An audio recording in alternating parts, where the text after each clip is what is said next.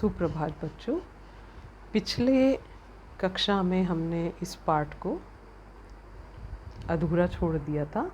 आज हम इसी पाठ को पूर्ण करेंगे। अब कहाँ दूसरों के दुख में दुखी होने वाले लेखक निदा फाज़ली। तो चलिए, हमने यहाँ तक हमने इस बात को हमने चर्चा की थी कि आजकल बारूदों की विनाश लीलाओं ने वातावरण को सताना शुरू कर दिया है। अब गर्मी में ज़्यादा गर्मी होती है, बेवक्त की बरसातें होती हैं, तूफ़ान आते हैं, ज़लज़ले, सैलाब, तूफ़ान और नित नए रोग मानव और प्रकृति के इसी असंतुलन के परिणाम हैं। यानी हमारी प्रकृति का जो संतुलन है, बैलेंस है, वो ख़राब हो रहा है, वो बिगड़ रहा है। अब लेखक कहते हैं कि नेचर की सहन शक्ति की एक सीमा होती है। देखिए, उन्होंने अंग्रेज़ी के भी कुछ इक्का दुक्का शब्दों का प्रयोग किया है अपने भाषा के प्रवाह को बनाए रखने के लिए, और भाषा में उन्होंने उर्दू के शब्दों का भी प्रयोग किया है जगह जगह पर। नेचर की सहन शक्ति की एक सीमा होती है। नेचर के गुस्से का एक नमूना कुछ साल पहले बम्बई में देखने को मिला, और यह नमूना इतना डरावना था कि बम्बई निवासी डरकर अपने अपने पूजा स्थल में अपने खुदाओं से प्रार्थना करने लगे थे। यानी एक उदाहरण यहाँ वो प्रस्तुत कर रहे हैं कुछ समय पूर्व का, जब मुंबई में समुद्र ने अपना रौद्र रूप दिखाया, और इतना रौद्र रूप था कि सभी जो निवासी थे मुंबई के, वो डरकर अपने अपने पूजा स्थल में अपने ईश्वर से, अपने भगवान से प्रार्थना करने लगे थे। कई सालों से बड़े बड़े बिल्डर समंदर को पीछे धकेलकर उसकी ज़मीन को हथिया रहे थे। बेचारा समंदर लगातार सिमटता जा रहा था। पहले उसने अपनी फैली हुई टांगें समेटी, थोड़ा सिमट कर बैठ गया, फिर जगह कम पड़ी तो उकड़ू बैठ गया, यानी पैरों के बल बैठ गया, फिर खड़ा हो गया। जब खड़े होने की भी जगह कम पड़ी तो उसे गुस्सा आ गया। देखिए, एक शब्द चित्र के माध्यम से उन्होंने एक व्यक्ति के रूप में समंदर को हमारे सामने स्पष्ट करने की कोशिश की है कि जैसे मान लीजिए एक व्यक्ति है, वो पहले अपनी टांगों को पसार कर बैठा हुआ है, लेकिन हमने उसकी जगह कुछ कम कर दी, तो वो क्या करेगा? अपनी फैली हुई टांगों को समेट लेगा, थोड़ा सा सिमट कर बैठ जाएगा। लेकिन फिर जब और जगह कम पड़ी तो वो पैरों के बल बैठ जाएगा, वो उकड़ू बैठ जाएगा। लेकिन जब उससे भी कम जगह हो जाएगी तो वह खड़ा हो जाएगा। और यही हाल समंदर का भी किया, क्योंकि समंदर के किनारे की रेतीली जो किनारा था, उस पर कई बिल्डरों ने बड़ी बड़ी बिल्डिंगें बना दी। क्योंकि आप देखिए कि सी व्यू है, और इस वजह से हमारा जो फ्लैट है, जो हमारे फ्लोर बने हुए हैं, वो महंगे बिकेंगे। तो इस तरह से ये लालच उनके मन में था, और उन्होंने जब उसकी जगह को हथियाना शुरू किया तो पहले तो उसे गुस्सा नहीं आया, लेकिन धीरे धीरे जब उसे बिल्कुल स्थान नहीं मिला तो वह खड़ा हो गया। और जो जितना बड़ा होता है उसे उतना ही कम गुस्सा आता है, लेकिन जब एक बार गुस्सा आ जाता है तो उसे रोकना बहुत मुश्किल हो जाता है। और यही हुआ। उसने एक रात अपनी लहरों पर दौड़ते हुए 3 जहाज़ों को उठाकर बच्चों की गेंद की तरह 3 दिशाओं में फेंक दिया। अब एक दिन यही हुआ, जब उसे स्थान नहीं मिला तो खूब तेज़ तूफ़ान आया, और उसकी लहरों पर जो 3 जहाज़ दौड़ रहे थे, जो 3 जहाज़ तैर रहे थे, उसको उन्होंने एक बच्चों की गेंद की तरह उठाया और 3 अलग अलग दिशाओं में पटक दिया। अब उन 3 जहाज़ों का क्या हुआ? एक वर्ली के समंदर के किनारे पर आकर गिर गया, दूसरा बांद्रा में कार्टर रोड के सामने औंधे मुँह, यानी उल्टे मुँह, यानी ऊपर वाला जो हिस्सा था वो नीचे की तरफ था, और तीसरा गेटवे ऑफ इंडिया पर टूट फूट कर सैलानियों का नज़ारा बना। सैलानी यानी पर्यटक, जो लोग टूरिस्ट होते हैं, जो लोग वहाँ देखने घूमने फिरने के लिए आए हुए थे, उन्होंने क्या देखा? ये जो समंदर था उसका क्रोध देखा और उसके क्रोध का एक बिल्कुल नमूना देखा सामने। वे फिर से चलने फिरने के काबिल नहीं हो सके और ये तीनों जहाज़ इस तरह से टूटे कि ये दोबारा से काम में बिल्कुल बेकार हो गए, इनको दोबारा काम में नहीं लाया जा सकता था। अब लेखक याद करते हैं अपनी माँ की बात। वे कहते हैं, मेरी माँ कहती थी, सूरज ढले आंगन के पेड़ों से पत्ते मत तोड़ो, पेड़ रोएंगे। दिया बत्ती के वक्त फूलों को मत तोड़ो, फूल बद्दुआ देते हैं। दरिया पर जाओ तो उसे सलाम किया करो, वे खुश होता है। कबूतरों को मत सताया करो, वे हज़रत मोहम्मद को अज़ीज़ हैं। अब देखिए, आपने और हम सब ने अपने अपने जो दादा दादी हैं, नाना नानी हैं, उन सब से ये सब बातें अवश्य सुनी होंगी। अक्सर आपने ये सुना होगा कि जब सूरज ढल जाए तो पेड़ सो जाते हैं, पत्ते सो जाते हैं, पौधों को आप तंग मत कीजिए, क्योंकि उस समय अगर आप पेड़ों को, पत्तों को, डालियों को छूते हैं तो उनकी नींद भंग होती है, इसलिए आप उन्हें मत छेड़िए। तो इसलिए लेखक की माँ भी ऐसा ही कुछ कहती थी कि रात के समय पेड़ों से पत्ते नहीं तोड़ो क्योंकि पेड़ रोएंगे। फिर दिया बाती के वक्त फूलों को मत तोड़ो। दिया बाती का वक्त होता है जब शाम का समय अंधेरा होने लगता है, तो घरों में लोग पहले दिया जलाते थे, बिजली नहीं हुआ करती थी, तो दिया बाती के वक्त का मतलब है कि रात का समय जब हम अपनी लाइट को ऑन करते हैं तो उस समय फूलों को हमें नहीं तोड़ना चाहिए, क्योंकि उस समय फूल हमें बद्दुआ देते हैं। बद्दुआ देते हैं यानी वो हमें आशीर्वाद नहीं देते। ये अच्छा काम नहीं होता कि किसी सोए हुए व्यक्ति को जगाया जाए।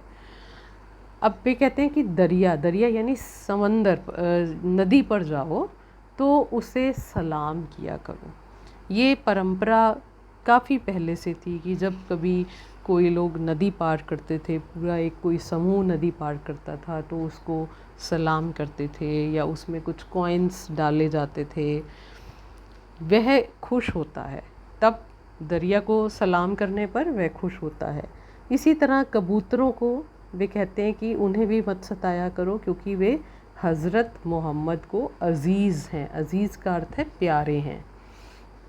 उन्होंने उन्हें अपनी मज़ार के नीचे नीले गुंबद पर घोंसले बनाने की इजाज़त दे रखी है।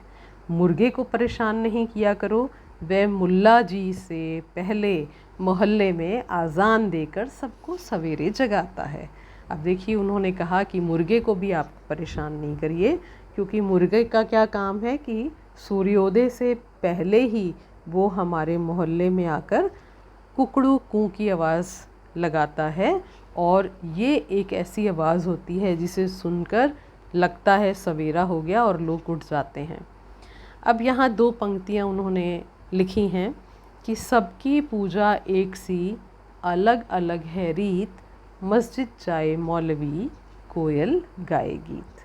तो वे कहते हैं कि सबकी पूजा अलग अलग है, यानी सबका व्यवहार प्रकृति में, इस कुदरत में जितने जीव हैं उन सब का अलग अलग तरीका है, सबकी अलग अलग रीत है, सबका कोई भी काम करने का तरीका अलग है। यानी पूजा का अर्थ है कि ईश्वर द्वारा दिया गया कार्य या ईश्वर की आराधना हम मान लें। अगर हम ईश्वर की आराधना करते हैं, अलग अलग धर्मों के लोग अलग अलग तरीके से करते हैं।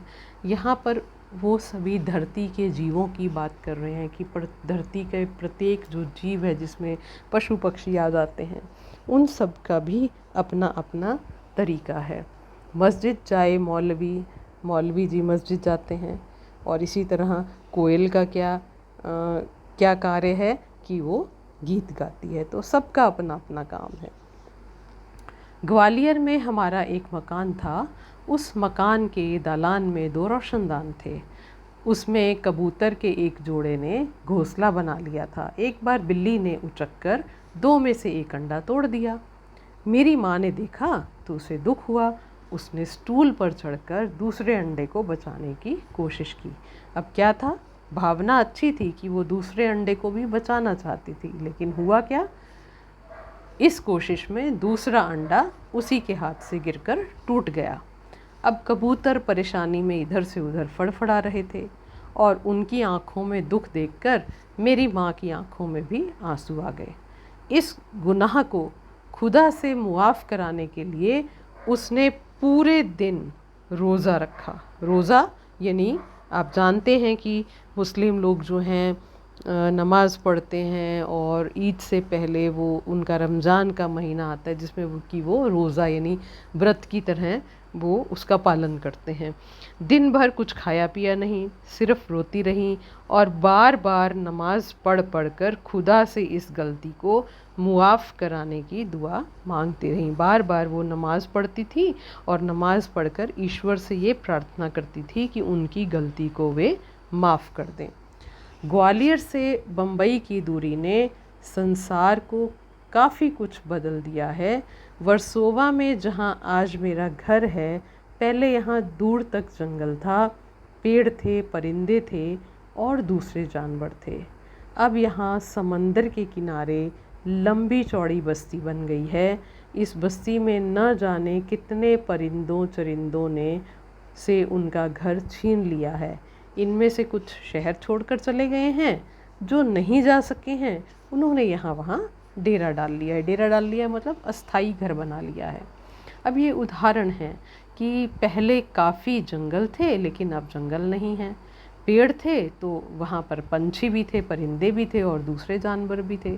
अब यहाँ पे समंदर के किनारे एक लंबी चौड़ी बस्ती बन गई है और लंबी चौड़ी बस्ती बनने से क्या हुआ कि पेड़ कट गए तो वहाँ जंगल कट गया।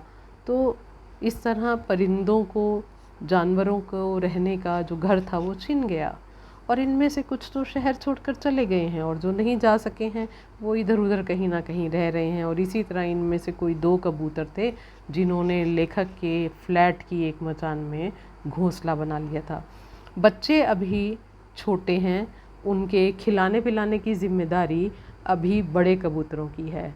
वे दिन में कई कई बार आते जाते हैं और क्यों ना आए, आखिर उनका भी घर है।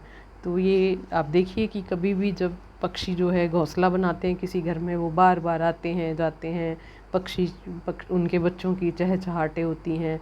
तो इस तरह वो हम लोगों को, हमें लगता है कि हम लोगों को वो डिस्टर्ब करते हैं, लेकिन उनके आने जाने से हमें परेशानी भी होती है और वे कभी किसी चीज़ को गिराकर तोड़ देते हैं, कभी मेरी लाइब्रेरी में घुसकर कबीर या मिर्ज़ा गालिब को सताने लगते हैं। अब उनके पास बहुत सी ढेरों पुस्तकें हैं उनकी लाइब्रेरी में, और उनकी लाइब्रेरी में जो कबीर और मिर्ज़ा गालिब की पुस्तकें हैं, कभी कभी वो पक्षी जो है उन तक भी पहुंच जाते हैं और उनको सताने लगते हैं, तंग करने लगते हैं। इस तरह रोज़ रोज़ की परेशानी से तंग आकर लेखक की पत्नी ने उस जगह जहाँ उनका आशियाना था, जहाँ उनका घर था, वहाँ पे एक जाली लगवा दी है। उनके बच्चों को दूसरी जगह कर दिया है। उनके आने जाने की खिड़की को भी बंद किया जाने लगा है। खिड़की के बाहर अब दोनों कबूतर रात भर खामोश और उदास बैठे रहते हैं। मगर आज सोलेमन नहीं है जो उनकी ज़ुबान को समझकर उनका दुख बांटे, न मेरी माँ है जो उनके दुखों में सारी रात नमाज़ों में काटे। लेखक को लगता है कि आज इन जीवों के दुखों को समझने वाला कोई नहीं है।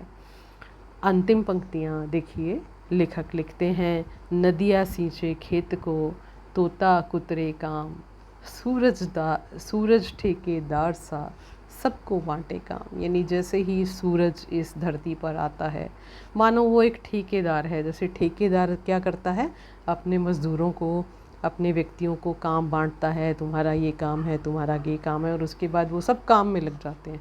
तो इसी तरह सूरज के आते ही संसार के जो लोग हैं वो सब कामों में लग जाते हैं।